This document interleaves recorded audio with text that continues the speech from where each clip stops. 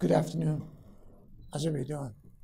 I'm going to use this because my voice is a little scratchy and I want to make sure that I don't destroy it in the process. So I don't know if many of you are familiar with this particular tradition called the last lecture. And this last lecture has been a long time in coming because it was scheduled a year ago and then we had a blizzard and then something else happened. And I looked in the weather this week and said, oh, a nor'easter is coming on Tuesday. Luckily, it was this morning. So it's been a long time in coming. And the tradition of the last lecture is essentially, if you were going to die and it was your last chance to give a lecture to students, what would you say?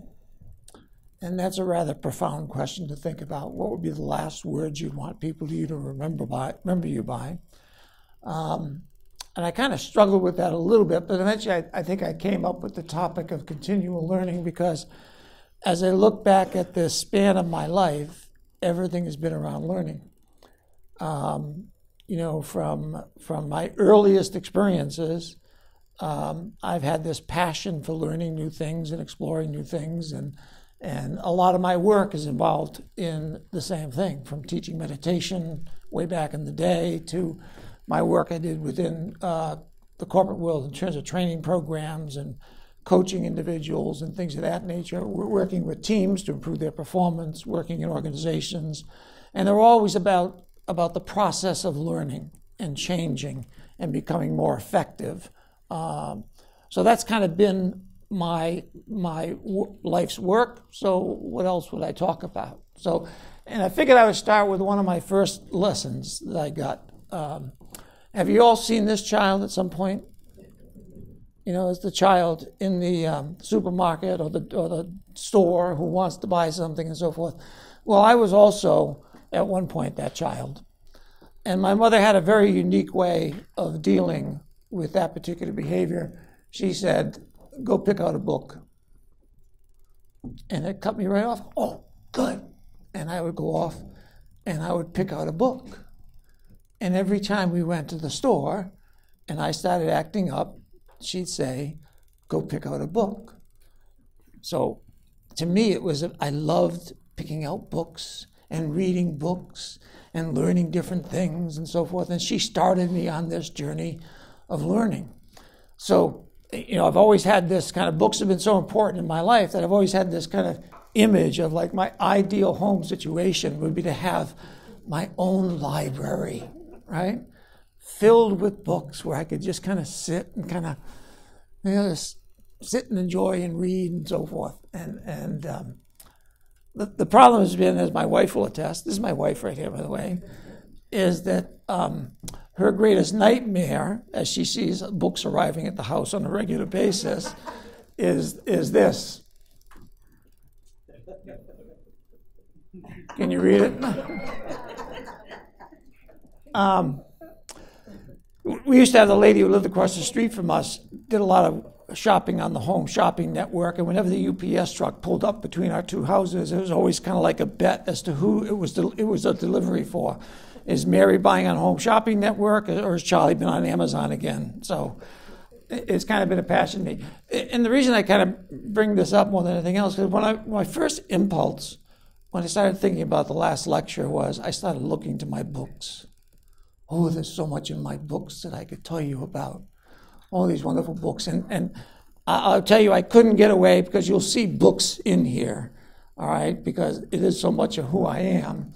But I fell into a trap, and it's a common trap when we think about the process of continual learning, all right? This is actually a cover from a special report from The Economist magazine, and it deals with, guess what? Lifelong learning, continual learning. So my question to you is, you look at these guys in the picture here, what's your reaction to what you see? Huh? Accurate. Do they look happy? Do they look excited? Do they look curious? Maybe a little curious. The problem, I think, that happens, and this goes back to one of my professors back at GW, Peter Vail wrote a book back in the 1990s called Learning as a Way of Being, strategies for survival in a world of permanent whitewater. And in the book, he talked about this. He said, in a curious and rather tragic way, learned images of learning prepare us to have a tough time. Our images of learning do not reinforce learning, meaning that we become very oriented that all learning is institutionalized, that it's all about going to a class, reading a book, digesting facts and information, whereas really lifelong learning is much richer than that. It's a process of unfoldment. It's a process of discovery, right? It's a process of curiosity. So I fell into the trap initially of trying to convey everything in the books instead of kind of coming to what I think is a simpler representation of learning. So part of this goes back to, one of the things that people do here is, as a class assignment, is we send students out to interview people about how they attained whatever results they attained in life and so forth. And about a year ago, I had a couple of students come to interview me to say, how did you get to the position that you are right now within the college, doing what you're doing and so forth? So first of all, I introduced myself as a 67th level college professor. That means I'm 67 years old. But I saw this as a meme on Facebook one day, and I said, I'm adopting that because it fits me in the sense that, just saying I'm 67 years old versus I have attained the 67th level is much more empowering to me. So I'm going to continue to use that, so just so you know what's going on there. So we had the interview, and they asked me all the questions about how I went from one place to another. So here's my path. So my path was I quit college to teach meditation. Don't get worried, Nancy. It gets better. Okay? I quit college to teach meditation. Stopped teaching to go into sales and management. I did teach meditation for 10 years. Then I went into sales and sales management with Lotus Elevator Company. 10 years of night school to finish my degree. That's what happens when you quit college to teach meditation, okay? All right? So promoted to internal sales and sales management training individual. Completed my master's degree. Transferred to another division as an OD consultant, internal OD consultant. That span was all of about 10 years as well. Eventually left in 2001 to start my own consulting practice. Completed my doctorate. Transformational learning and successful dyslexics was my topic, and started my academic career at Northeastern, spent a semester in Melbourne, Australia at Swinburne, came back, went to Pine Manor, University of Maryland online, and then finally here at Becker College. And they walked out saying, wow, what a wonderful experience that was. Oh boy, think about all the twists and turns, the interesting things you've done and everything else like that. And I realized as they left that they never asked me about any of my mistakes. They never asked me about anything that went fabulously wrong in my life. And I didn't volunteer that. It was what I call my headshot interview. It's where I showed and put forward my best face. But the richness is really in all the challenges that you face. See, the learning journey is not linear.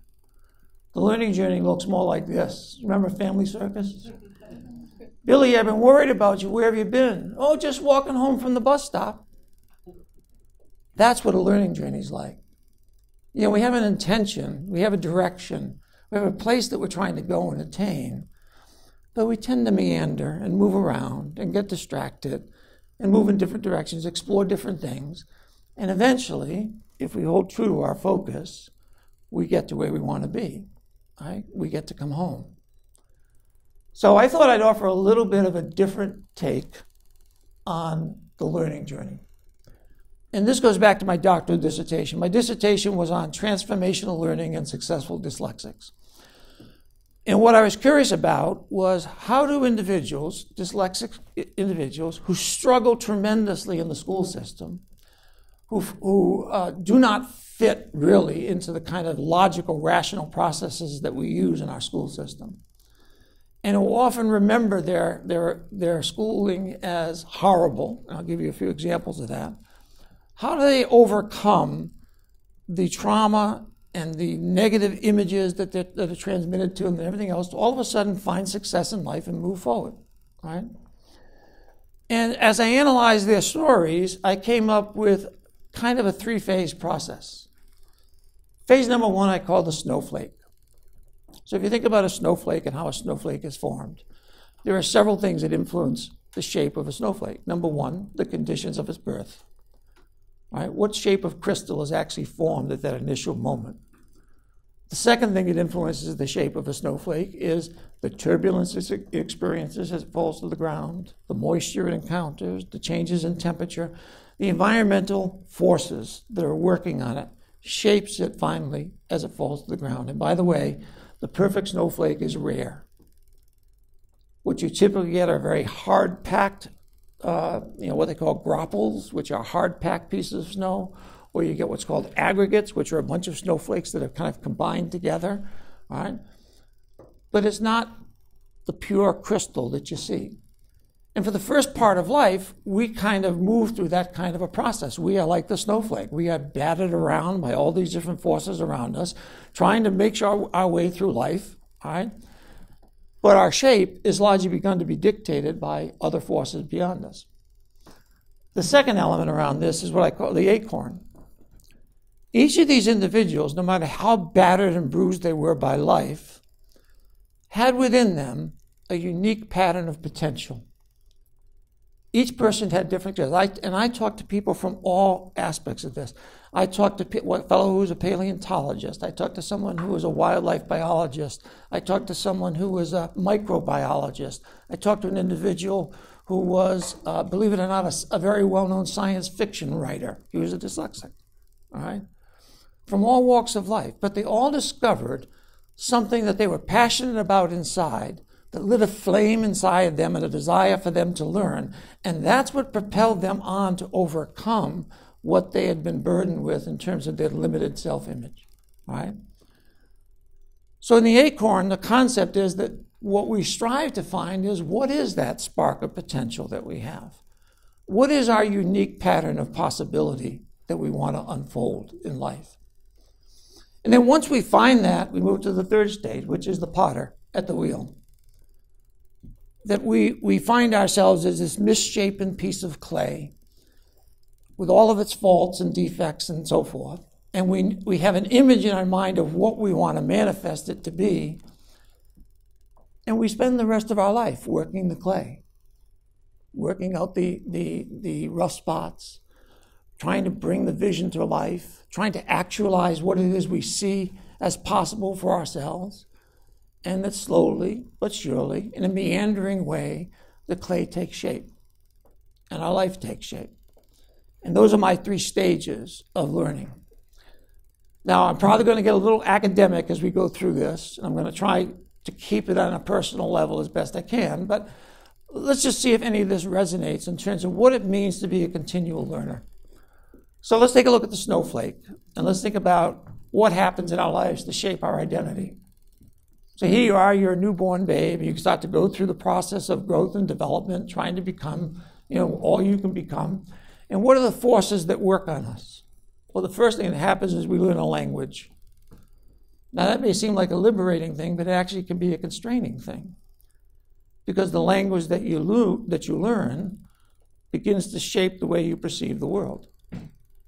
So in Alaska, we talk about Eskimos knowing, I don't know how many different words for snow, right? And as they learn all those different words for snow, it shapes their perceptual lens that they can recognize those different forms of snow, all right? And we have other kinds of language patterns that we have in our own society. Our own use of language causes us to look at the world in a specific way. I once had a friend of mine who spoke Russian.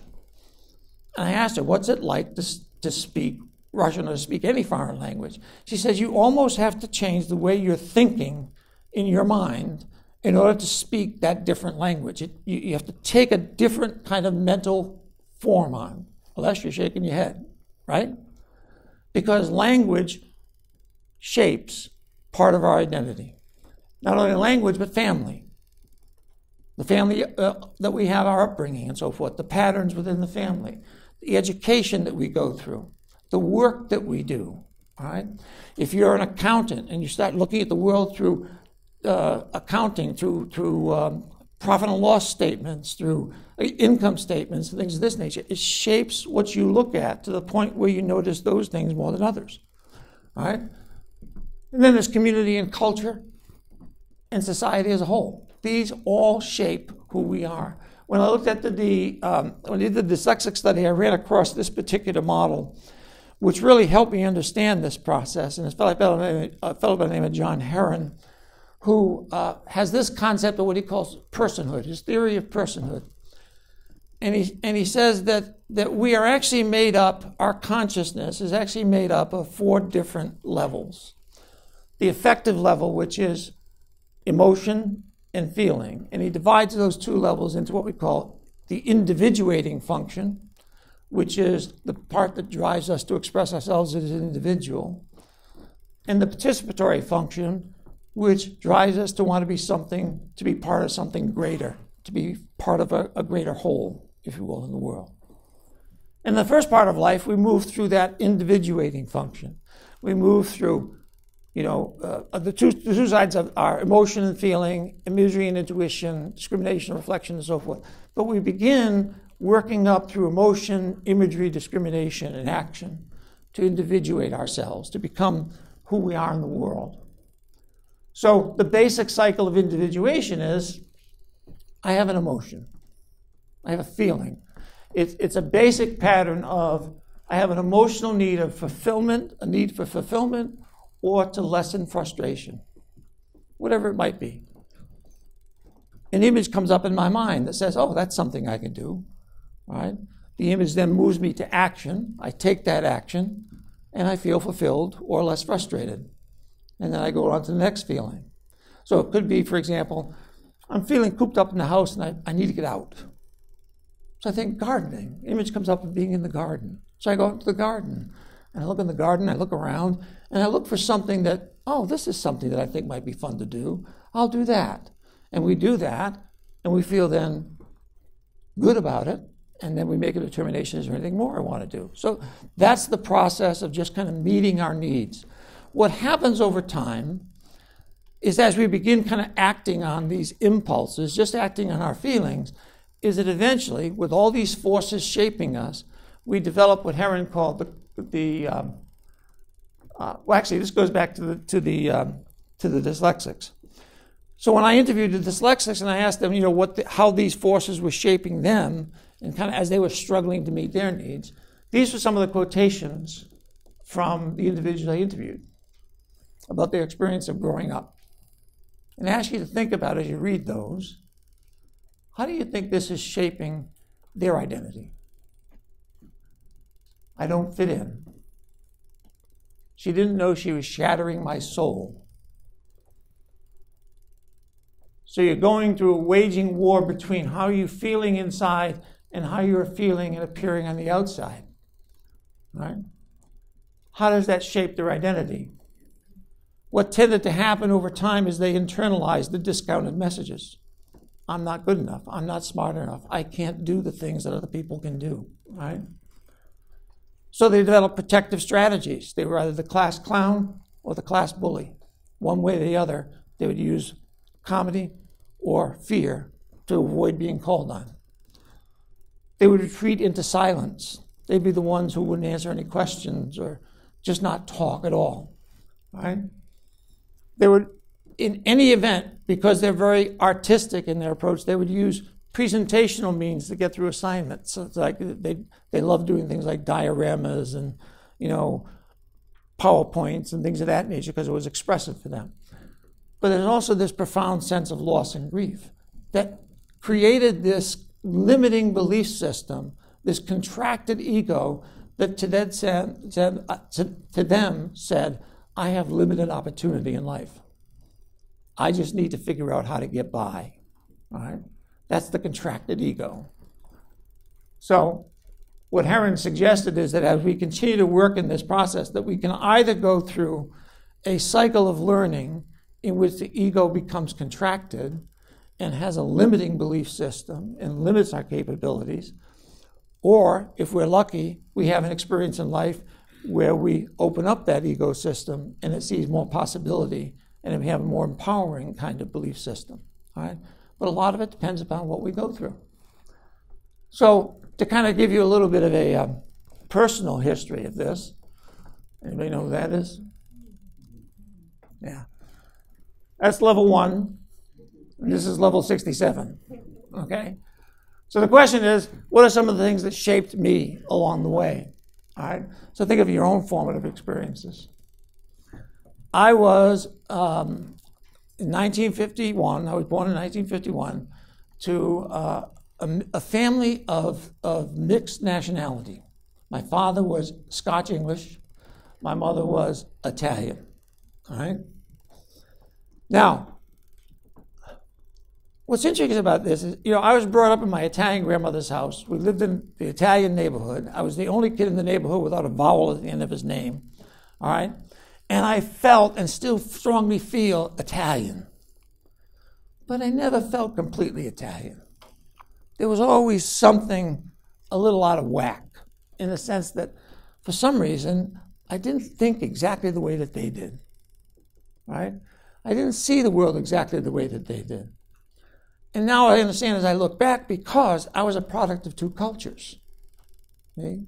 My mother was Roman Catholic, my father became Roman Catholic, but they brought me up in both churches. Right? Make my own decision. Right? I got to experience two different families. One very raucous Italian families with 10 this is my mother sits in the middle here. There's 10 children in that family. Think of the cousins and gatherings in that particular group. And over here we have this very quiet, sedate English family. Christmases were vastly different at the two houses. All the holidays were vastly different. So I was brought up in two worlds. I think having that experience gave me a little bit more perspective on life than maybe somebody else had. This was the time that I grew up in. I was trying to think about, how do I convey the social forces at work at the time when I was growing up? Because this is part of how we shape identity. I think I grew up at a tremendous time in which it was a time of and I think it reflects in my personality, of great, if you think of the demeanor now that we face in this country, it was a time of that we believed in ourselves. We had a president who said, we're going to the moon. Why? Because it's hard, and that's what we do. We lived in the shadow of FDR, who said the only thing we have to fear is fear itself, right? We had presidents who did things. Eisenhower built the whole interstate highway system, right? This was the kind of attitude that we grew up with. But it wasn't, all good. We had lots of other things going on. The assassination of JFK, Martin Luther King, Malcolm X, and many others, RFK. Look at these movements that began. The women's rights movement, the gay rights movement, the civil rights movement, the sexual revolution, rock and roll, right? All of these things happening at that same time, right? So there was initially this very positive kind of feeling of we can accomplish anything because that's our history. We just won the Great War and, we're doing all these wonderful things. But somewhere along the line, it began to kind of erode as you begin to see other things happening, all right? Today, as I look at the world today, I wonder where that kind of spirit went, all right? That we have too much of this fear-mongering instead of kind of looking at what we are capable of doing, right? And that kind of worries. But this shaped my kind of approach to the world, right? This was the time of Woodstock. I didn't get to go. She did, all right? So what can I say? This is another part of me. I hesitated to put this up here because I didn't know if I was entertaining my ego or what the story was, but it was an important part. Because up until high school, I was just kind of an average kid. There was nothing that distinguished me from one student or another. I got average grades. I went to school. People tend to like me for the most part, so forth. But I never stood out in any way until all of a sudden I found wrestling. And I found out that I was pretty good at it, right? And And when I found out I was good at it, and people seemed to like that I was good at it, I kind of really devoted and threw myself into it tremendously. So it was like wrestling practice was like I had to be there. It's like I couldn't miss a wrestling practice because it was like another chance. And it was about this kind of challenge to be better every day, to challenge to be better. We had a fellow who used to come back, was one of the graduates of the high school. It was a Catholic, all men's Catholic school. A fellow who used to come back, he was a Vietnam veteran, a former graduate, former state champion. He had a great wrestling name. His name was George. Okay? And George was a tremendous wrestler, all right? And we were in the same weight class. And I was a freshman, and whenever George showed up, I would volunteer to wrestle against George. And he would beat me pretty good, all right? He would beat me pretty good. But every day, as we worked out together, I got better. And eventually, I could give George a time for himself, okay? Eventually, I had my day, all right? But it propelled me to do better, to move forward. And that became a trait, within me, that if I practiced diligently, if I worked at something, if I pushed myself, that I could accomplish something very, very meaningful for me, all right? The other side of this coin was, it also gave me an ego. Not that I didn't have an ego beforehand, but boy, did it explode, right? Because I was big man on campus, right? National, New England champion, all this other stuff and everything else. I just loved it. I ate it up, right? To the point where I think it became a detriment to relationships in my life, okay? So ego became a big issue. So there was partly my contracted ego. I thought I was pretty hot stuff, right? Hey, that's it. You got to be in trouble as I went along in life. All right, that was part of my formative year.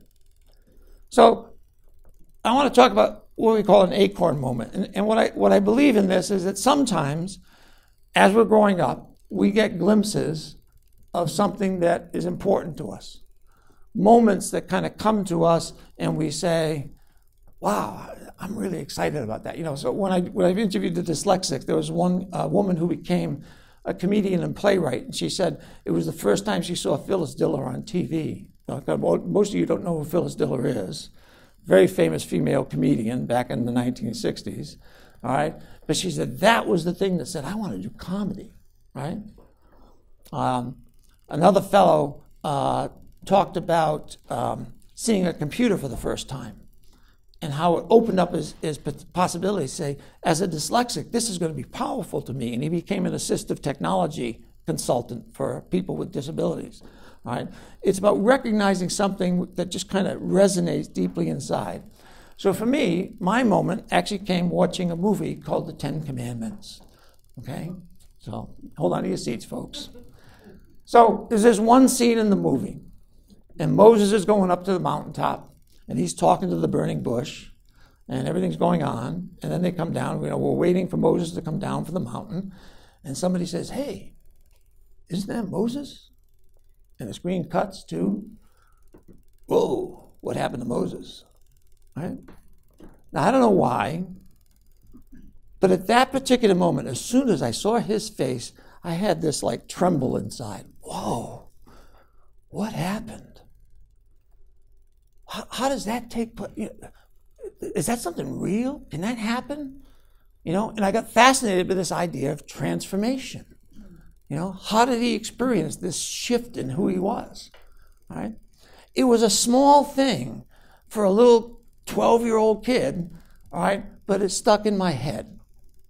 So what happened after that is over the next, and I don't want to say this is like it propelled me to great heights after that, but over the next 10 years, I read 3 books that kind of reinforced that. The first one was a book called Psychosynthesis. I read this at about 12 to 14 years of age, okay?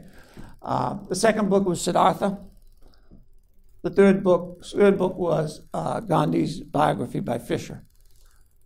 And if you look at the themes, I'm not going to read the whole thing here, but the Psychosynthesis book was about self-realization. It was about, kind of becoming the master of your own life. It was about that psychic transformation that I saw. All right? Siddhartha was about this unrelenting search for truth and harmony, And how whenever he became suspicious that a path was not the right one, he would change directions and try another direction. And eventually he finds nirvana, right? But not from some wisdom he was given by somebody else, but kind of sitting by the river and deeply inside connecting with the river of consciousness, right? I was like, whoa, that's cool, right? And then Gandhi. And Gandhi has become special to me. I've read the biography over 3 times. I've read his autobiography 3 times. He just seemed to always hit a chord with me. 4 things that kind of stood out from Gandhi. First was ahisma, or nonviolence. When I read Gandhi, it was at college, and it was during the Vietnam War protests and the civil rights movement and things of that nature. And this whole concept of nonviolence and understanding it from his perspective, but it was just not being nonviolent, it was about doing it with love for your enemy, all right? That just struck me. The concept of truth. For him, he says that it's about being honest, and it goes beyond meaning living fully in accord with and devotion to what is true, seeking the truth. And somebody asked, well, what if your truth is different from my truth? Then it behooves us, he said, to sit and talk with each other and find the truth, okay? Devotion to truth. Dharma, Sarvadharma Samatva, which is the equality of religion. And this was something that I had always felt, even though I was brought up, I guess being brought up in 2 religions kind of did this to me, that I didn't see differences between the world religions, that they were all kind of on an equal footing, and that at the basis, when you really look at it, they all have the same thing. They are complementary to each other. And then finally, self-discipline, which kind of follows along with the other pieces. So I've read these 3 books, these 10 years. So the question is, I'm now at level 19. Where do you expect I am? Am I in a monastery? Am I meditating away? What do you think? Teaching meditation? Not yet. Not yet. This was me. That's me at college, hanging from a tree, pretending to be a monkey. And I cannot attest to what state of mind I was in at the time. It could have been one of several, okay? I was a college kid. These things that I were experiencing were just glimpses of kind of like things that were rippling up inside, but I didn't know how to process it or do anything with. I was caught up in college life, all right? So that was me.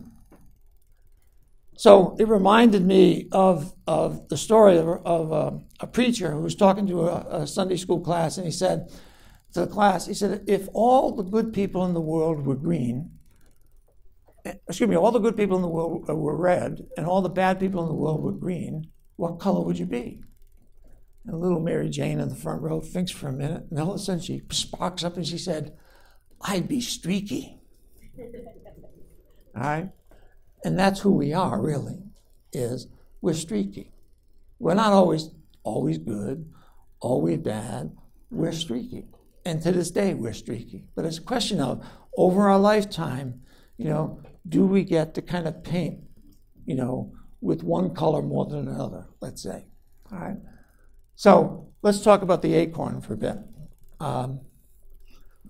One of my beliefs is, and I've talked about this, is that we all have within us a unique pattern of possibility that we have to unlock, find the key to, and kind of bring forward into realization. It also talks about, this is Heron's concept, what he calls entelechy. And entelechy is just another fancy word for what they call universal unconscious, all right? In that there's something that kind of runs between all of us at some deep level that we're all connected to. And that within us is seated this unique pattern of possibility, a deep map of options that through openness and deep creative choice, we gradually bring from potential to actuality. And there is an inherent internal and unconscious drive to actualize our full potential, right? That's what's working within us. And the other active part of this is the active engagement of the individual in deciphering their unique code of capability and wrestling with it to bring it into realization. And that's about where I was when I quit school. What was happening at the time, all right, and I'll come back to this in a second. What was happening at the time was, I had read Gandhi and I'd done all this stuff about peaceful protest and so forth. And I was at Springfield College, and we, on Peace Day, had the only city in the country that was declared martial law because it broke out into violence. All right? And I was sitting in meetings at the college talking to, listening to these protesters and these leaders of the protest talking about how we're going to go after the pigs and we're going to do this and we're going to do that and everything else. And I'm sitting back in the middle of the room saying, this is not the way it's supposed to be. I don't connect with that kind of action, right? So that was part of it. The other part of it is I will fully admit that I participated in the era of the 1960s and 70s, in the sense I spent my freshman year drunk and my sophomore year stoned, all right? But I came to a point in which I said to myself, I had been reading about meditation, and I said, there's got to be something more to this than just getting drunk or getting stoned, right? There's something more to life that I'm not getting here, and I need to find it. So I left, all right? And I think this goes to the internal struggle that we talk about. The old Cherokee tale is that the chief told his son that, a grandson, that within every human being there are two wolves that are always at war. All right? One being the wolf that represents the good side, the potential, the good patterns of behavior and so forth. The other may be your inner demons, your worst drives and potential and things of that nature. And they're always at war. And the grandson finally asked, well, who wins? And the chief said, the one that you feed. All right? I kind of left to see if I could figure out which wolf to feed. All right?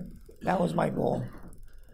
So from Heron's perspective, what he talks about is the journey becomes one in which you're trying to break out of the contracted ego and you're trying to engage the broader world.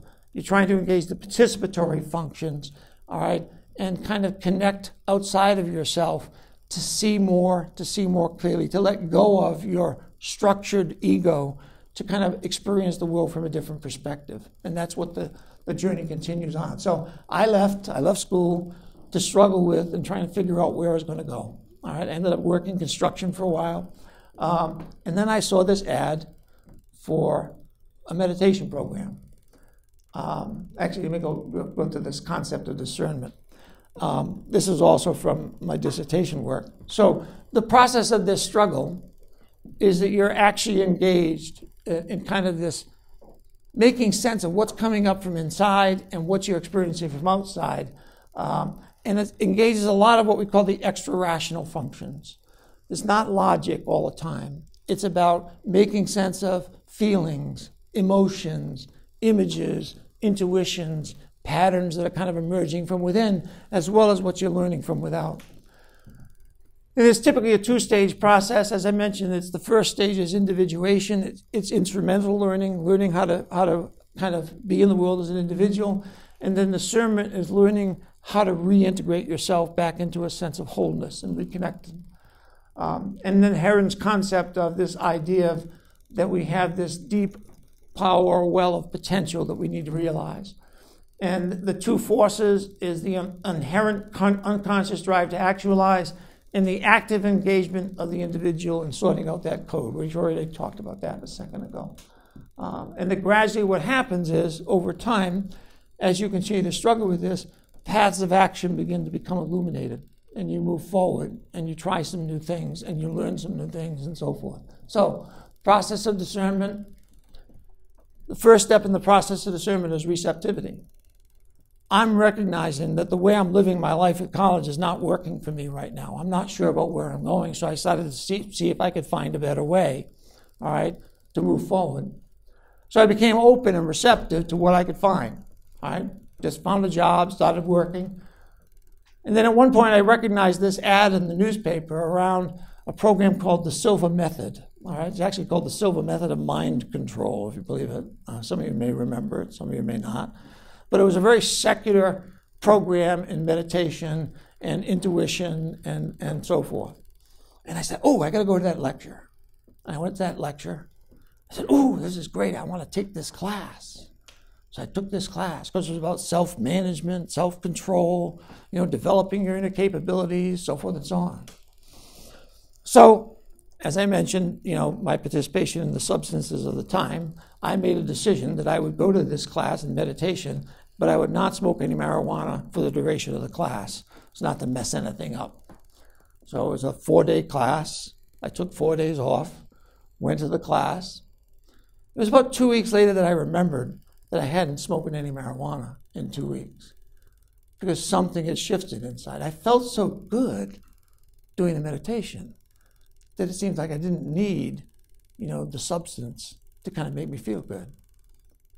So very quickly, that part of my life just kind of fell away. And I became so enamored with this program that I signed up to become a lecturer. All right? Now, you're actively working to kind of bring these things together. There's a part of it. For me, there wasn't a lot of grief here. All right? This is typical in some instances where you're trying to let go of your old self to kind of let your new self come forward, all right? But there was some release of energy that propelled me forward to kind of want to learn this new thing because it seemed to fit that part of my life that was wanting to emerge. So I became a Silva Method instructor. No more drugs. The kind of things that I learned and what the program taught was things like the importance of our inner dialogue, the things we say to ourselves and how that kind of affects us. So Silva was all about positive thinking and self-reinforcement and things of that nature.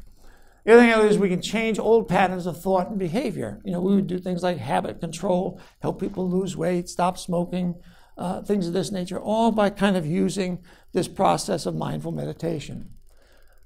I also realized that our minds are capable of much more. One of the things that Silva taught, and this is maybe a little bit with it, where you say, okay, we got a wacky professor in the room, was how to use your intuition, all right? Your other senses, let's say, in terms of being able to sense information. Now, I'm not going to go into a whole kinds of things here, but this leads me to the concept is that we are capable of our minds are capable of much more than we think they're capable of. So I'm going to share with you one experience that to me demonstrated to me that there is some kind of connection that exists between us that maybe we all don't consciously use. While I was teaching meditation, I couldn't really support myself on just teaching meditation. So I had some odd jobs. One of them was I sold advertising on drive-in movie theater screens. And I would go from town to town. Some of you may not remember drive-in movie theaters. All right, some of you may. I would go from town to town, and I would try and sell spots. We'd have one spot for the beauty salon, one spot for the trade school, one spot for the auto body shop, and so forth. So I was in Stamford, Connecticut, and I woke up in my hotel room that morning, and I'm meditating, and I'm thinking to myself, today I would like to find a trade school to advertise on the movie screen. I said, I don't know where, but I'm going to go down to downtown Stamford and walk around and see what businesses I might find, and maybe I'm going to find a trade school if I go downtown. So I went to downtown Stamford, parked the car, and started walking down the street.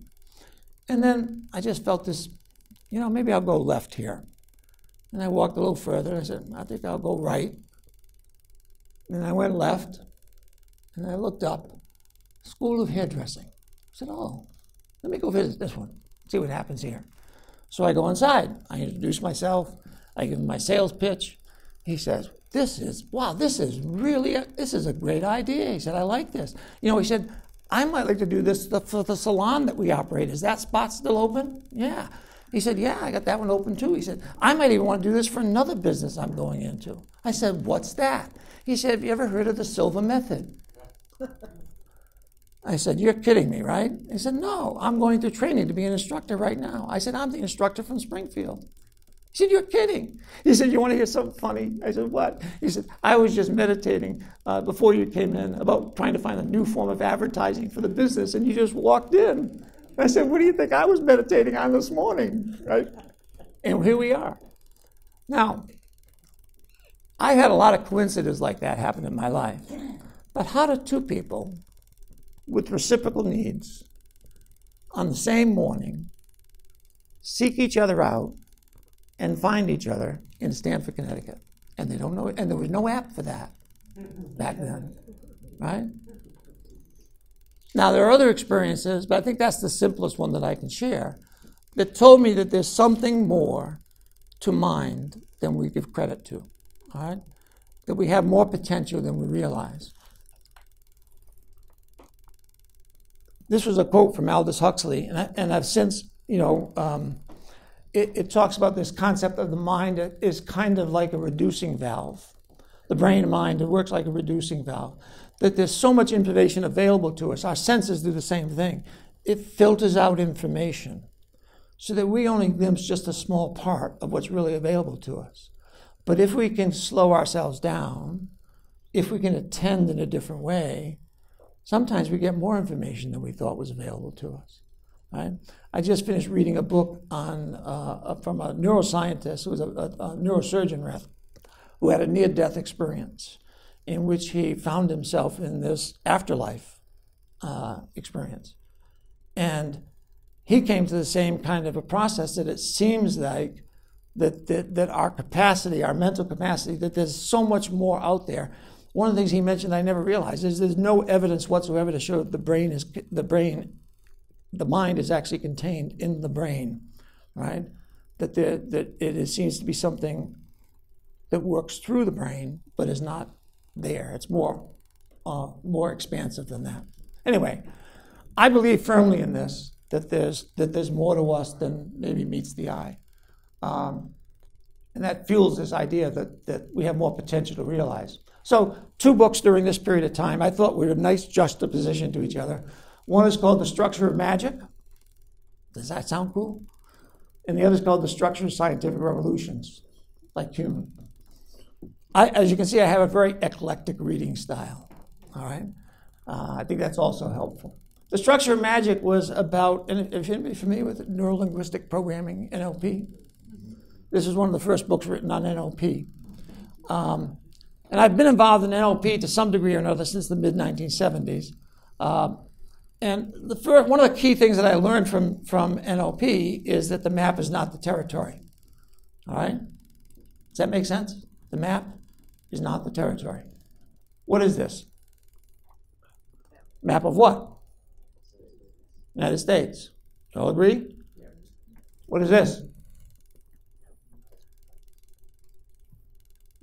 Where's all the boxes?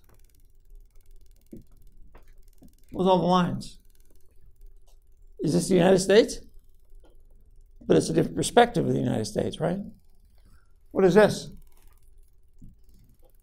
Okay, can you read it from there?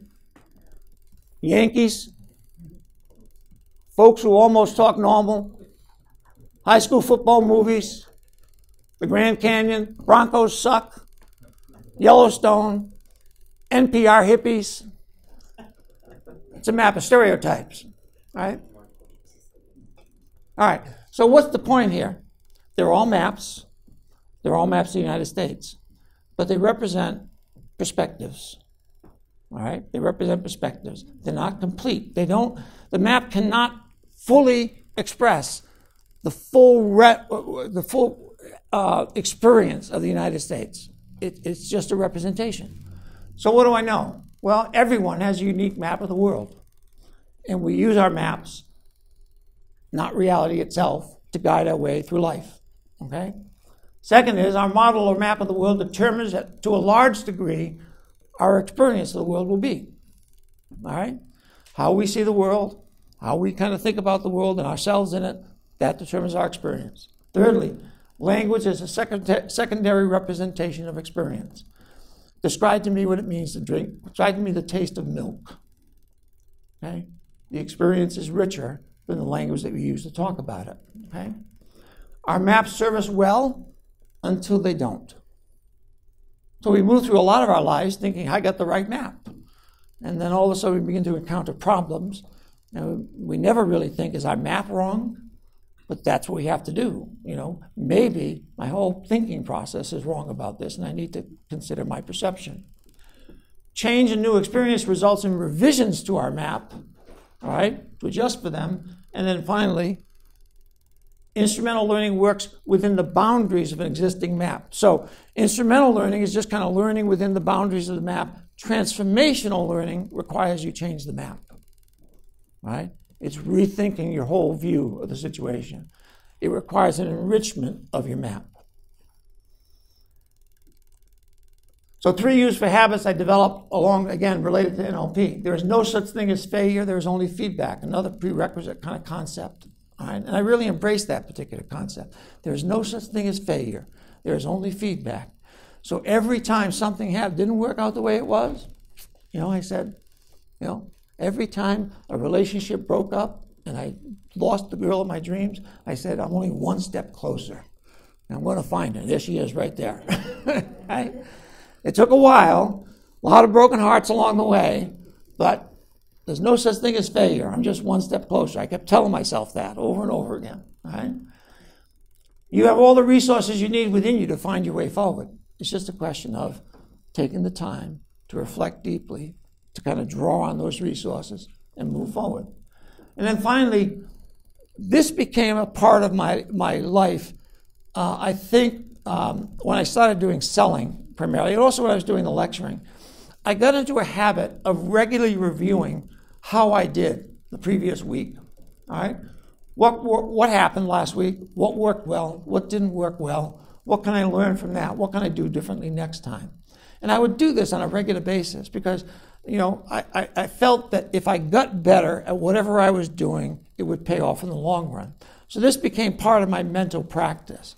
And I recommend this, I do a lot of coaching with leaders, and I recommend this as a practice to them on a regular basis. Sit down in the morning, in the afternoon, look back on your week, look back on your day, ask yourself, how did I do? All right? In the mornings, think about what do I want to accomplish? And kind of this process of action and reflection was very important to me. So when I go to Kuhn says a very similar thing. Kuhn talked about, I don't know who Kuhn was and what the structure of scientific revolution was, but he wrote a book back in the 1960s where he basically said, we like to think that science progresses on a linear fashion all the way along and so forth, but it doesn't. It goes through patterns of revolution. So what happens is we have a paradigm that's established. We have a theory of the world that we use to do research. And we start doing normal science within that paradigm. And all the research we're doing is really to confirm the paradigm. Right? We're not really looking at the edges of the paradigm. We're confirming the paradigm. Right? And then we discovered an anomaly. It doesn't fit the paradigm. So what do? We slightly adjust the paradigm to account for the anomaly. But eventually too many anomalies happen and we have a crisis and the faith in the paradigm is shattered. And what needs to happen? Well, then there's chaos, and gradually what happens, a revolution takes place and a whole new worldview emerges, all right? And a new paradigm takes over. And now we continue on our way. Now I could use that same formula for individual in our lives. Sometimes we go through the same process. We have a paradigm that we're working under. It works until it doesn't. When it breaks, oh my God, what do I do now? Right? It's the same concept. So again, important concept. So at the beginning of this, it's instrumental learning is really what's done at the top. Transformational learning is really what's done at the bottom. Right? When we change the paradigm of what we're doing. So here I am. If I had to summarize levels 20 through 30, I'm teaching meditation. I'm doing all this great stuff. Where do you think I am now? What's my internal battle? Any idea?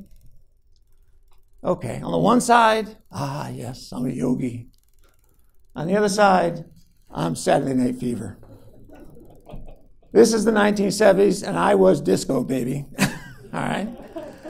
So, again, what we have is I have this thing going on inside of me that's calling to me, but I have this stuff going on out here that's also calling to me, and I'm kind of playing in both worlds and not sure where I fit, right? And that's my internal struggle. So from 20 to 30, this is me, right? Then something happened. Significant moment number one. So I had spent all this time I desperately wanted a relationship. I desperately wanted to settle down. I was looking for that, the one. And, being in the Saturday Night Fever kind of genre, I spent a lot of time looking here for my one, all right? I had this image of who would be the one that, I would settle down with and so forth. Funny thing happened on the way there. I met her here.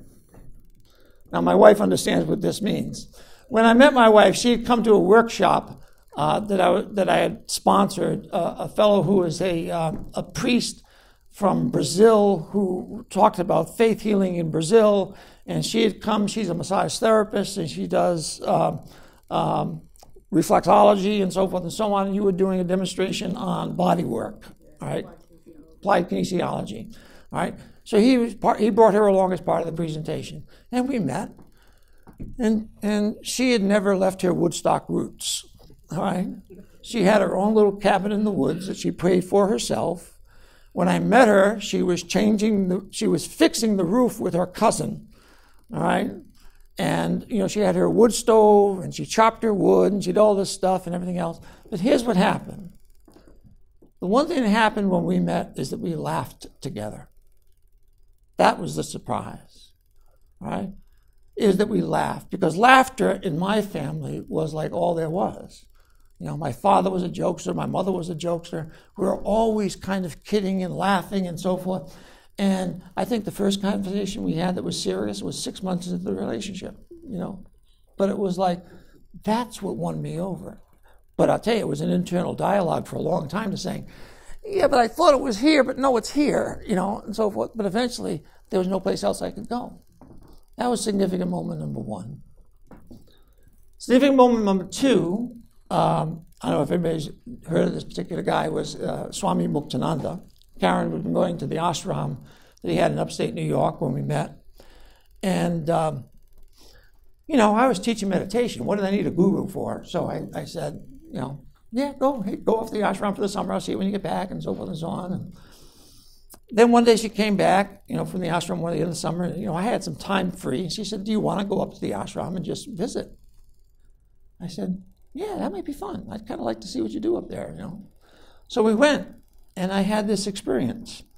The first thing that happened was, I need to back it up. About 2 weeks before, I'd had this dream. And the dream was that I was sleeping in a hut, and I heard these horns blowing, and I opened up the hut, and all these people were coming out of their huts, and they were going down this path, and they were merging with other people from other paths, and they all filed into this big amphitheater, all right? And we all sat down, and this holy man then came in, and he sat down, and he started talking, and the two things I realized in the dream was I couldn't understand a word that he was saying, and the second thing was I felt this tremendous sense of bliss, right? I said, whoa, that was a cool dream, right? So we go to the ashram, and in the ashram you do kind of work in the ashram to kind of, very one-pointed, mindful kind of thing. I was cleaning rice, sorting rice from the dirt. Very mindful practice. And it felt great, right? So, of course, there's an evening program that night. We're going to, hear from the guru, and we're off to our rooms to get ready. And all of a sudden, I hear these horns, these conch shells blowing. They said, that's the signal to go to the hall. I said, okay. And I opened the door, and there's a whole bunch of people coming out of their rooms, and we're all walking down the hall together. And then there's a bunch of other halls that kind of merged together. And they were all filed into this room, and it turned out to be a big amphitheater. And I sit down, and all of a sudden Swami Muktananda walks in, and he sits down, and he starts to talk, and he's speaking Hindi. I can't understand a word he's saying. But I also felt this tremendous rush, right? And I said, oh, I remember that dream that I had, right? But it didn't end there, because we went for the several days that we were there. I came back. That weekend, I had to teach a course. It was the third day of the course for the meditation program. And the first lecture I had to give was on something called the evolution of consciousness. So I had to drive from Worcester to Warwick, and I'm driving down to Warwick, like 7:30 in the morning, and my mind is totally still. I don't know if you can even imagine what that's like, but my mind is totally still. And I get there, and I set up, I'm relaxed, and I start into the first lecture. Now, this was a set lecture. I always did the same thing. I'd done it many times before. But all of a sudden, I kind of saw a different lecture in front of me. And I went with a different lecture. And it just flowed out. And when I was done, you could have heard a pin drop in the room.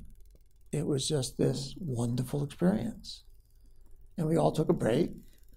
Then we went back and we went into our meditation and so forth. And that was it. And then it slowly dissipated as I went through the day. That was also another experience that showed me there's something more than I thought there was to this spiritual thing that I've been playing with. And it kind of propelled me on a lot further. The third significant thing was the birth of my son. There's something about when you become a parent, I think, that clicks something on in you to want to be better, all right? And my son became a prime motivator in my life to try and be a better person, all right? So all of these factors together, settling down, having this spiritual experience, having my son, I had to refocus myself in my life and move forward. So what happened from here? This is kind of a quick summary. First of all, I filed for bankruptcy. See, nobody ever asked about the mistakes I made. I was a lousy businessman at running the meditation business. Didn't do well. So I filed for bankruptcy. Went to 10 years of night school because I had quit school before. 10 years of night school to get my degree. Went on to great success in sales and sales management. But as a sales manager, I said, you notice I'm using the word feedback here? I sucked. Okay? I sucked big time. It became apparent to me that my ego began to take over in that particular role. And I was very not effective, let's say. So when they reorganized the organization, I got an opportunity to move on to the sales and training division within the company, Otis Elevator. So I did that and was very successful there until the great conflict of ego. So I had a boss who I had gotten along with very well, who transferred to Singapore. And I was considering, should I put him for the job? But he and the VP of HR said, we know you're thinking about it, but it's not right for right now. There's 3 people we're thinking of bringing in, and I knew the 3 people. I said, oh, those 3 people are excellent. I think, yes, no problem. He said, I'd be up for next time. Great. All 3 people turned the job down, and they gave it to some guy from California who was about to retire, and they needed to get rid of him because everybody was pissed off at him in California. So he became my boss. We have 2 massive egos now confronting each other, all right? And it didn't end well in terms of we had this massive blowout fight on the top floor of the headquarters building with the president down the hall and everything else like that. I got sent to HR. He got sent to HR. I got sent to charm school, all right? But I learned something from this because when you get sent to charm school, which is the Center for Creative Leadership, this kind of, they do all these battery of tests, the 360 evaluations and everything else like that. I got a really clear picture from people of what I did well and what I didn't do so well. So when I came back, they said, you need to talk about this with people about what you're going to do to improve. I actually asked to present to the entire department, and I said, here's what I learned from what you told me. Here are my strengths, here are my faults. I'm going to work on these faults for the next 6 months. If you catch me doing something that is in one of these areas, I want you to raise my attention to it, all right? And I want you to, in 6 months, I want your feedback on how I've done in changing, all right, to be more effective as a partner in this department, all right? I put it out there. That's continual learning as well. Challenging yourself to kind of work on your defects on a regular basis. It worked. Started the doctoral program, transferred to another division, traveled around the world. And I guess one of the key things that happened at this time is I learned about how to do transformation in groups, not just transformation on an individual level. And that kind of leads me to 3 books. Again, Fifth Discipline, Peter Senge talks about systems thinking. Leadership in the New Science, which, believe it or not, is another little kind of, is looking at quantum physics and what it tells us about leadership. and what it tells us about spirituality as well. And then large group interventions. It's about how you are actually able to get large groups of people to work together to solve problems effectively, okay? So a couple of significant events. I won't probably take you through all of these. How are we doing for time? But it's just a couple of things here. First off, let's go right to the big one. Actually, it combines the last two. One of the things that I had done, I was in charge of this change process for the engine center at Pratt & Whitney. And it was basically combining military engines and commercial engines together with engineering and manufacturing into one engine center. And it required, military engines in West Palm Beach, Florida. East Hartford was for commercial engines. But before all that happened, there had been an effort in West Palm Beach to form a union of engineers at the facility because they were disgruntled. And they asked me to come down to facilitate some meetings to address the union formation. So I went down and we talked about it, and they said, we want to, tell them why it's bad and everything else like that. And I said, I'm not going to tell them why it's bad. I said, what you got to do is you got to find out why they're upset and address that. So we designed this listening structure. We said, we figured out what the 5 issues were that people were upset about. We brought the executive in with members of their team, and we told the executive, you have to shut up for the first hour. You just listen to what everybody has to say. And they would vent and tell them the story. Then we would take a short break. We'd have him coach him on how he's going to respond, and then he would come back and he'd address their concerns. And it worked so good, they held us over. I was supposed to be there a week. I was there a month, right? So here I am down doing these meetings in West Palm Beach. One of the meetings, one of the individuals said to his boss, here's the problem. We keep hearing concerns that the plant is going to close, all right? And I just got married. I want to buy a house. I'm afraid. And the guy looked him in the eye and said, go buy that house. No problem. 3 months later, they announced the closing of the plant, right? And I was ticked off, all right? Because I felt I'd been used to put forward a falsehood. But I still had to work with them on this transformation. So when I went back, I said to Vince, the head of the department, I says, I'll continue working with you on this transformation, but you have to go back to Florida. And you have to address the anger in Florida. You have to address what the aftermath is and what happened there. He said, I don't know how we're going to do that. I said, well, the beauty of systems working together. So we went down and we pulled together a meeting. We pulled all the stakeholders into one room, small planning group, and there were 4 groups of stakeholders. There was a group of people who, at the end of a year, were going to be fired, but we wanted them to stick around and be productive, right? There was another group of people who was told that their job is not going to go away. They're going to work in the engine test facility, which is going to remain open, but they didn't believe in that either, okay? The third group of people was a group of people who they were trying to entice to move from West Palm Beach, Florida, to East Hartford, okay? And the fourth group was the management team. So we sat in the room, and I said to the group, I said, I want you to design a meeting. I said, we can't fix what's happened here. But what we can do is, can we find a way that everybody gets a winning hand, no matter what cards you've been dealt? I said, that's the meeting that you want to have. I want you to design a meeting that everybody will want to come to.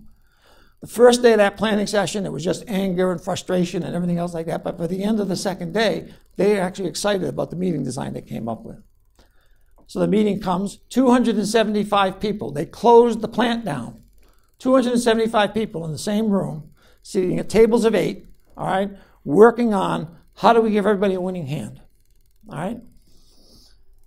The leadership team was coming up to me during the first day saying, we were stupid to come down here. The anger at my table, we can cut it with this guy's going to kill us before we get out of here. It's just, oh my God. I said, look, just trust the process. See what happens. Just trust the process. So we get through. The feedback at the end of the day is, you guys are bullshitting us. This is this. You lied before. You're lying again. Everything else like that and so forth. And part of the ruling was that we have to sit around with the leadership team and come up with how you're going to respond to them the next day. And I said, tell them honestly, you don't know how to respond. Be vulnerable. They got up the next day and they said, hey, you know, I don't know what to tell you. We're honest about trying to want to do this with you guys. You know, think, when have we ever closed the plant for anything?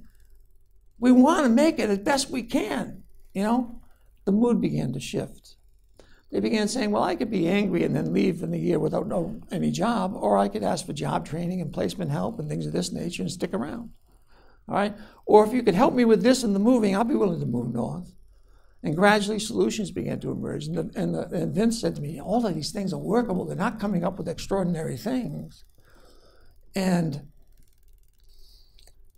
so at the end of the day, actually, at the beginning of the first day, we had done this exercise. We said, pick the title of a movie that best describes being part of the Engine Center today and why. And the titles were Armageddon, Deep Impact, Saving Private Ryan, all kinds of stuff like that. And Vince says, you know, such and such came up to me the other day, and he said, you know, Vince, the movie is Saving Private Ryan, but there's a particular scene in the movie. He said, what scene is that? He said, it's the scene where they're all on the beach, and they're getting a hell shot out of them, and somebody stands up and says, if we don't get off this goddamn beach, we're going to die here. Let's go. And he said, I think he's right. We got to get off the beach. Are you with me? And 275 people jumped to their feet and gave that man a standing ovation. Now, every time I tell that story, it touches me, because when you think of the anger that those people felt for each other, the distrust that they felt for each other, that they could come to a resolution in 48 hours that led to total support for that plan, was amazing to me. This process worked, all right? And what did it struggle with? And by the way, here's a key lesson for learning, continual learning. Be willing to sit in the mess and the complexity of the problem. Each one of those leaders told me afterwards that we have never experienced more growth as a leader than we did in those 48 hours that we were in that room, because they sat in the complexity of the problem and dealt with it.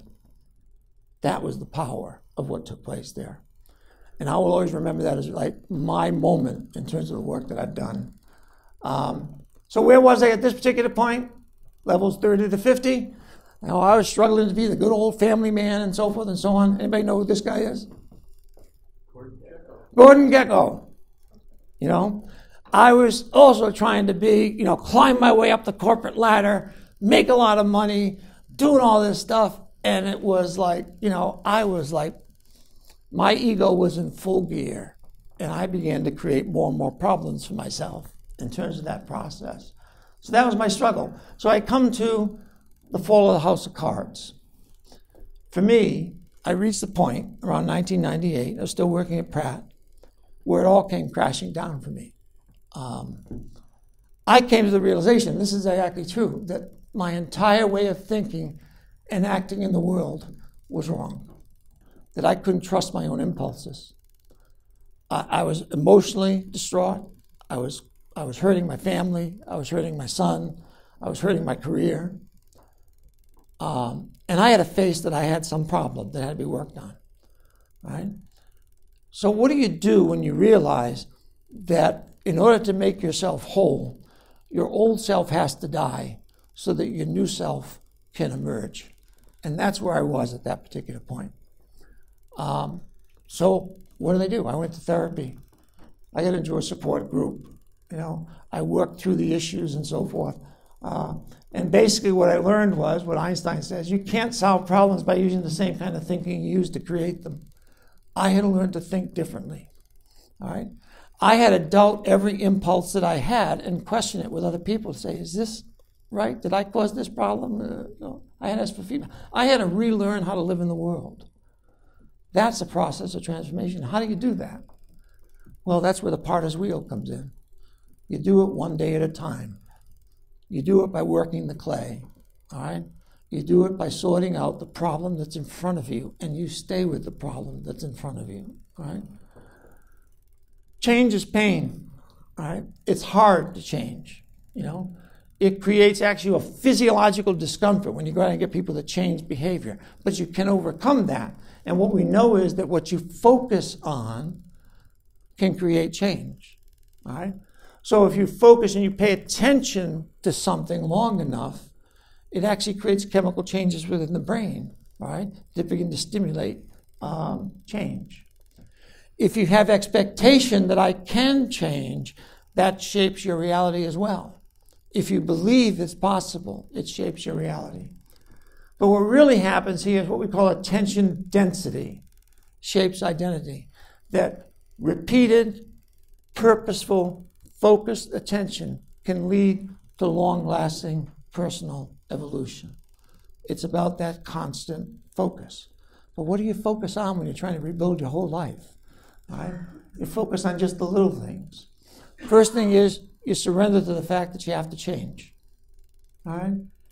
You stop rationalizing and admit you have a problem. You make an honest assessment of who you've been and who you need to be. All right? And you tell your true story, not the one that's the headshot story. You tell your true story to somebody, anybody that you trust. You talk to other people who've been through the same thing to learn. All right? You identify the defects of character that have created problems for you, and you decide that you're going to work on those things.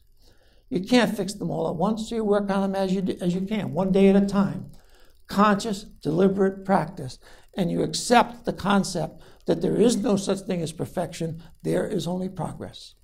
You can only do what you can do one day at a time. Two things kind of helped me. Again, I'm not going to put the book up there, but two things that kind of helped me in doing this practice was the first one was Eckhart Tolle has a concept he calls the pain body. And the pain body is kind of like the accumulated pain you've experienced in your life, all right? And it's kind of like this experience of how your ego feels bruised, all right? Or your ego might feel soothed, all right? And I would find myself sometimes sitting and doing something or acting on some impulse, and I would recognize, oh, wait a minute. Is that your ego looking to soothe itself right now? You know, I'd question my impulse. Am I serving my ego right now, or am I being attentive to this situation? Am I trying to make up because somebody slighted me? So I'm trying to do something to make myself feel better? The second was kind of a little book that I found that was really cool called The 7 Deadly Needs. Okay? The need to know. Oh, they're talking about something over there. I need to go find out what they're talking about. The need to know everything, right? The need to be right. Boy, I had this one down. Could me and my mother clear a room at Thanksgiving? All right? And we would argue back and forth. Neither one of us wanted to give in. Think about our political situation today. Everybody wants to be right, right? The need to get even, all right? The need to look good, no matter what. The need to keep score, the need to judge, the need to control. These were the things that were working, that I found, that I identified with. And I would find myself, again, a shorthand way of looking at saying, oh, wait a minute, I think I'm trying to be controlling here. Back off a little bit, right? Oh, I'm too curious about what they're doing. I don't need to know what they're doing. Let me just stay within my own little world here. I'm fine, okay? I would use these little shorthand ways to look at my defects and to try and catch myself. I even developed a little prayer. Whenever I found myself pushing too much, it kind of combined a few things I heard. It says, it starts with the serenity prayer. Grant me the serenity to accept the things I cannot change, courage to change the things I can, and the wisdom to know the difference. Lord, take me where you want me to go. Let me meet who you want me to meet. Tell me what you want me to say, and keep me out of your way. All right? And I would do that every time I felt I was trying to control the situation. All right? Just to step back and listen to what's going on. The other thing I came very conscious of is our impact on other people. So what's the weight of a snowflake? What do you think? Infinitesimal? How many snowflakes does it take to break a branch?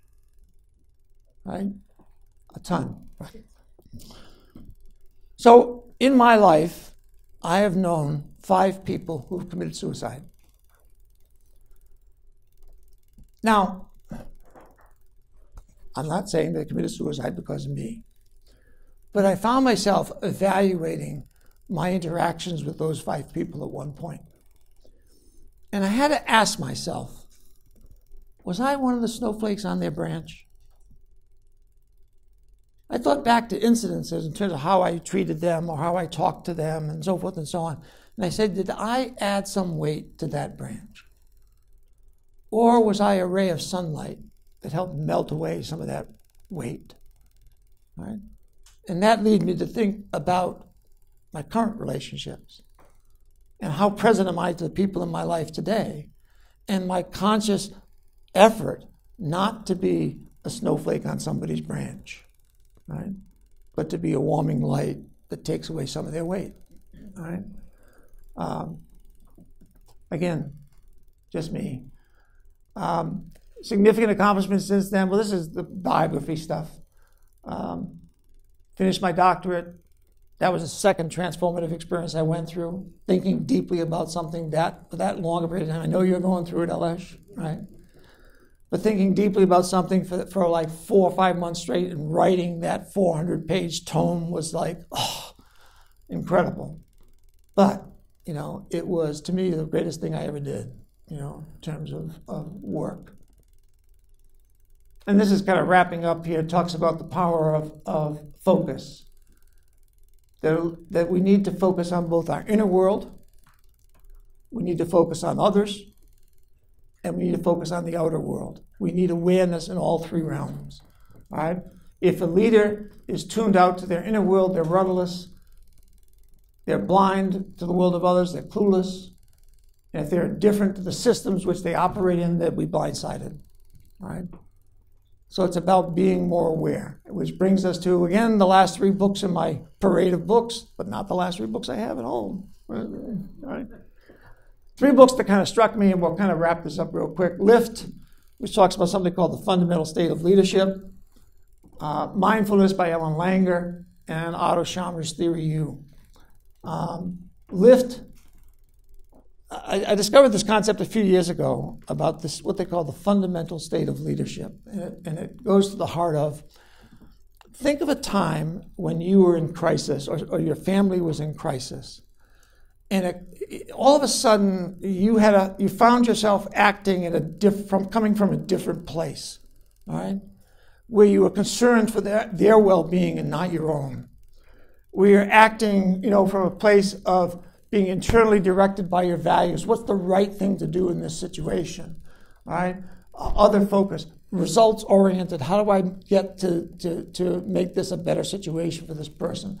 Externally open. I'm open to whatever it is that we need to do to solve this particular problem. That's the fundamental state of leadership. And if you think back in your own life about a crisis moment in your life where you were called upon to actually move out of your own constrictions and beliefs and so forth to care for somebody else. A friend of mine, Bill Metz, was in Florida during one of the hurricanes last year. And he had to be evacuated from his home, and they were sent to a local high school where all these people from all these different backgrounds came together. And he said, I sat in that room with all these people who were, what we had in common is we were escaping the hurricane, but with nothing else. But the love in the room, the caring for each other in the room, the best of humanity that he saw in that particular room, he said it was just inspiring to see, right? See, I think that all this conflict we see today is not our true nature. That's part of our contracted ego.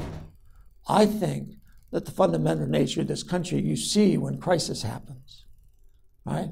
That in that crisis we care for each other. We put our differences aside and work with each other to get the results we need to make things better, right? And it's just a question of connecting with that part. The mindfulness piece. I talk about this concept. It's the idea of, and I practice meditation. I tried to meditate before the meeting here to kind of get in the right frame of mind to do the best I can. It's about conscious, deliberate practice. You're learning all the time, but are you doing things consciously and deliberately? Or are you doing unconscious habitual reinforcement? You're doing the same thing over and over again because you've always done the same thing over and over again, but you're not changing, you're not learning, right? I wanted to give you a little bit of a taste. This is a short video. Anybody ever see the movie Bagger Vance? So this is a little scene in the movie. What is it like? How many athletes in the room? Any athletes here? Have you had a moment when you were in the zone, on the field, right? A moment where all of a sudden you weren't conscious, but you were just kind of in the flow of the moment? That's kind of being in that mindful space, right? What would it be like if we could actually come from that place on a more regular basis? And to me, this scene in this film kind of gets to the heart of what it's like to kind of be in that particular space. So just bear with me for a moment and enjoy this and see what your reaction is. If you know the story of Bag of Ants, it's a tournament between two of the top pros in the world and a local pro who's kind of been down on his luck and lost his swing and so forth. And Bag of Ants is his caddy, his mysterious caddy who came out of nowhere to help him find his game, if you will. And this is a critical scene in the movie where something clicks. So enjoy. Hey,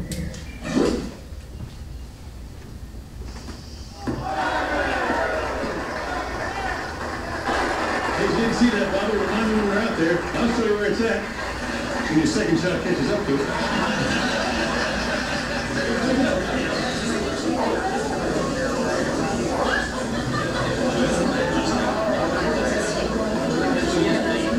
Oh, yes. Greatest game there is. Right, Hardy? Yes, sir. The greatest game there will ever be. That's you and the ball. Everybody wants it. I think it's time. Time for what? Time for you to see the field. The field? I see the field. It's 445 yards long. It's got a little red flag at the end of it. It's 12 strokes ahead of me. That ain't it. Because if you seen the field, you wouldn't be hacking at that ball like you was chopping weeds out from under your front porch. Just give me the club. So I bring it up here. You're going to take that hack away.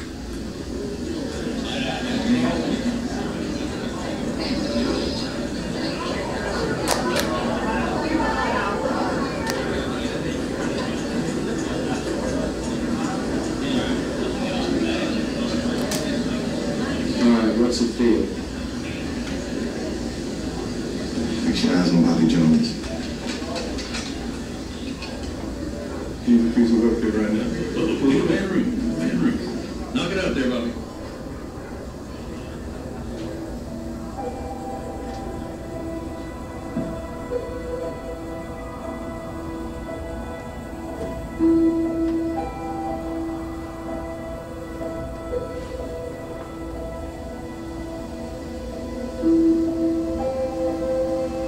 He's practicing. Almost like he's searching for something. Then he finds it. Watch how he set this up right into the middle of it. Feel that focus. And he got a lot of shots he could choose from. Duffs and tops and skulls. There's only one shot that's in perfect harmony with the field. One shot that's his. Authentic shot. And that shot is going to choose him. There's a perfect shot out there trying to find each and every one of us. What we got to do is get ourselves out of its way. Let it choose us. Look at him. He in the field.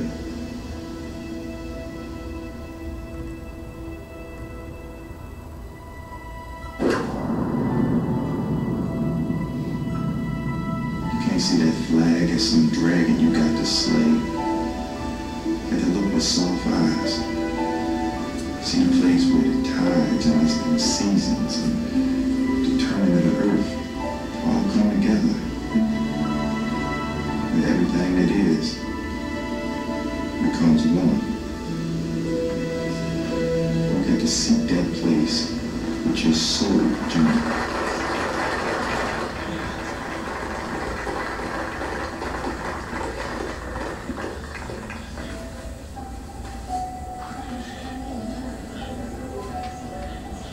Seek it with your hands. Don't think about it. Feel it. Your hands is wiser than your head ever gonna be. Now, I can't take you there, Junior. Just hopes I can help you find a way.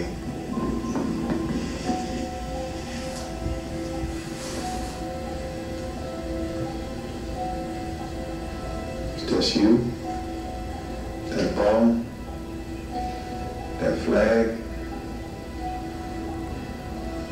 and all you are. Seek it with your hands. Don't think about it. Feel it. Looking at it, Junior. Feel it.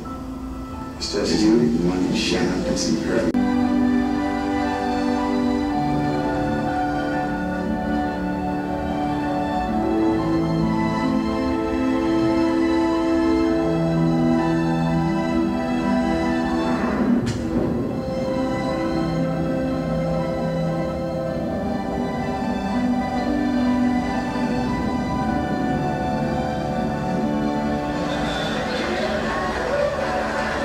Blind squirrel finds an acorn now and then, buddy.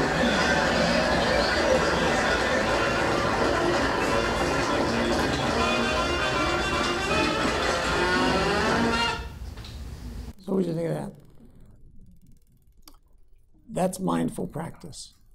Right? Now, I'm a bit of a romantic, you can probably tell. I'm not going to say we're all going to kind of have this magical experience where we dissipate into the field and so forth and so on. But I guess I ask you to consider what could happen if we just brought a little bit of that mindfulness to each day for the things that we do. If we could become more focused, you know, if when someone walks into our office, instead of typing on the computer and having the conversation, we just turn to the person and have the conversation. If we could be fully present with each other, all right? Be fully present in our relationship. Be fully present to the problems that you're facing in your day-to-day life. Take them one day at a time. Sit in the problem that you're currently facing and just work your way through it, all right?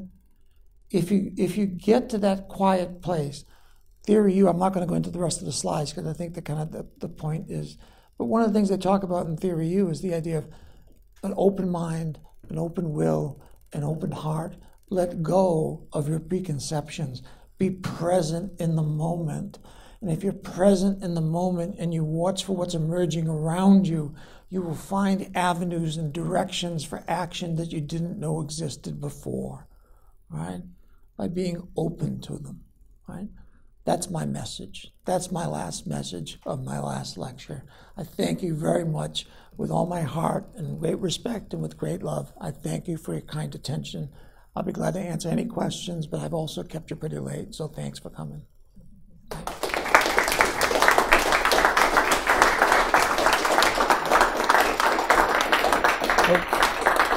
That's it.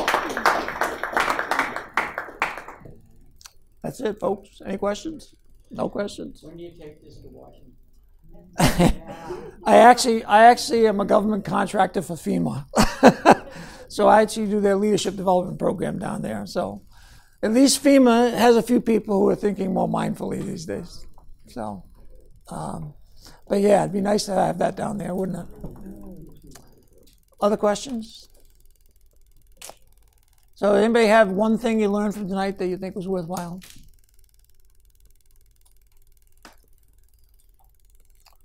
Or did you get credit for coming? Anything else? Don't be afraid of failure. Huh? Don't be afraid of failure. There is no such thing as failure. There's only feedback. Right?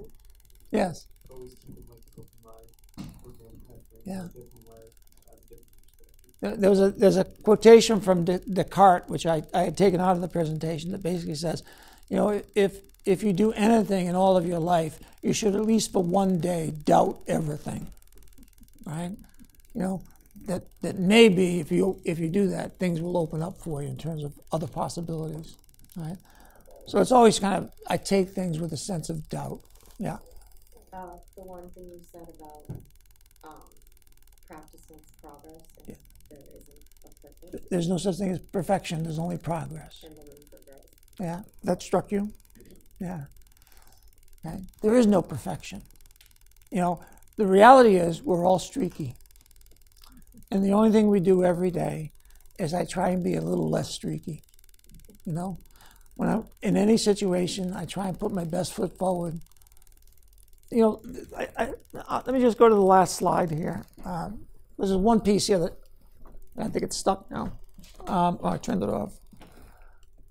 The one thing for me, excuse me, was this slide. This is level 67 for me. Anybody know what this is from? You know what the scene is? Yeah. You know, when I saw Saving Private Ryan, yes, it's a very emotional, very stirring film, but the scene at the end when he looks at his wife and he says, "Tell me, have I been a good man? No?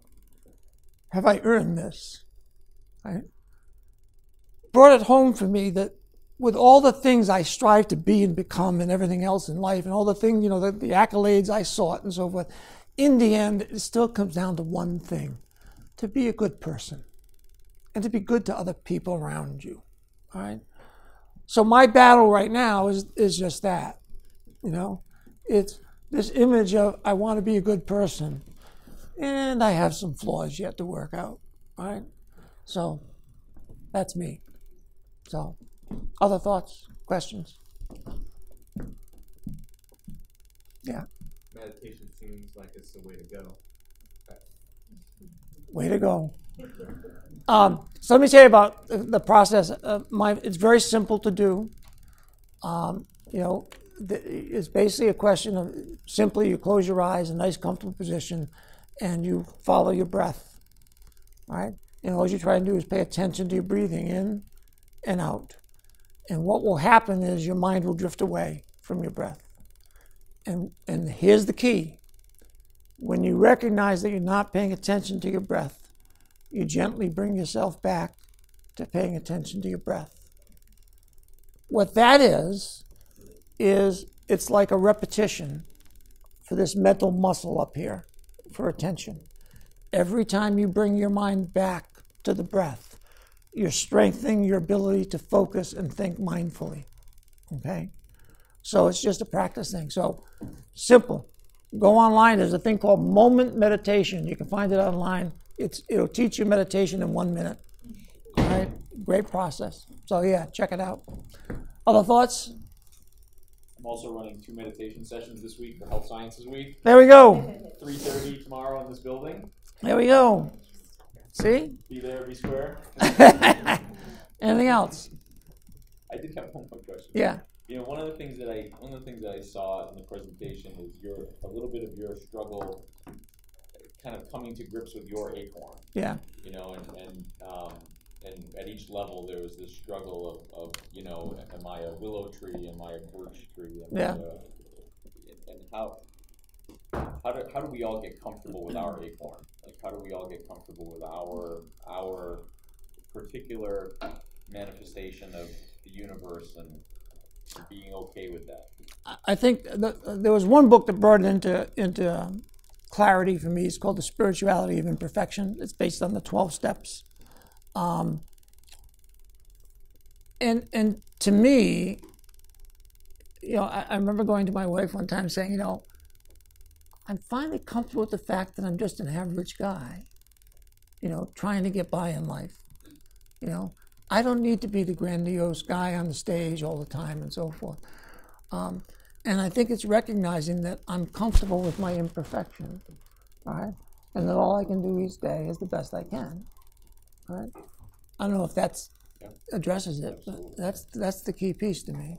Getting comfortable with it. Yeah. I accept who I am, right? With all my flaws. So, yes. What really struck me was when you compare the snowflake. Yeah. Like how do you not add on a burn to someone? Yeah. And burn instead be a sunrise. Yeah. Yeah. I like that. Thank you. Other thoughts? I'm thinking a lot about changing the map. Yeah. You know, because kind of do it the same way. Yeah. Maybe have a little success and then slip back, and then you think about maybe The map is the problem. Yeah, yeah. And a lot of times that process can be aided by engaging other people in conversation. I do a lot of work with something called action learning, where we ask questions of each other to get you to look at the problems and the situations in different ways. And it often happens that it's changing the map of the problem that causes them to find the solution, right?